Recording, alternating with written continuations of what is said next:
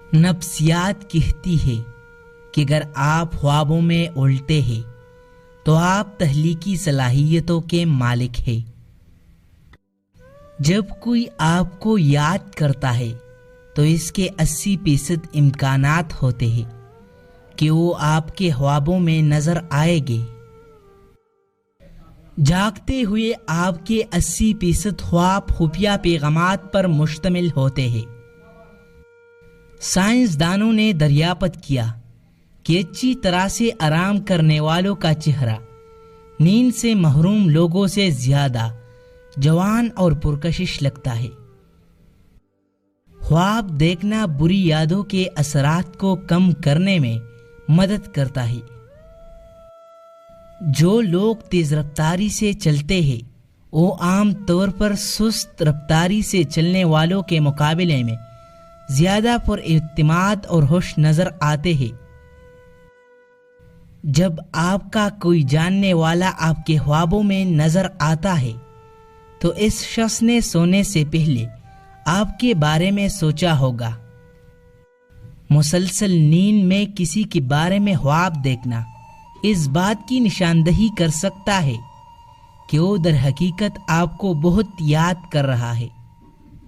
آپ خواب دیکھتے ہوئے پڑھ نہیں سکتے یا وقت بتا نہیں سکتے۔ نفسیات کے مطابق رات کو نیند نہ آنے کا مطلب ہے کہ آپ کسی کے خواب میں جاگ رہے ہیں۔ روشن خواب زیادہ خیالی اور صوفیانہ تجربہ کرنے کی طرف مائل ہوتے ہیں۔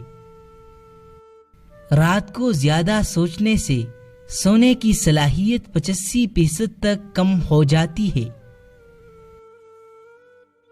مطالعات سے پتہ چلتا ہے کہ جو لوگ ایک سے زیادہ تکیوں کے ساتھ سوتے ہیں وہ اکثر تنہا اور افسردہ ہوتے ہیں۔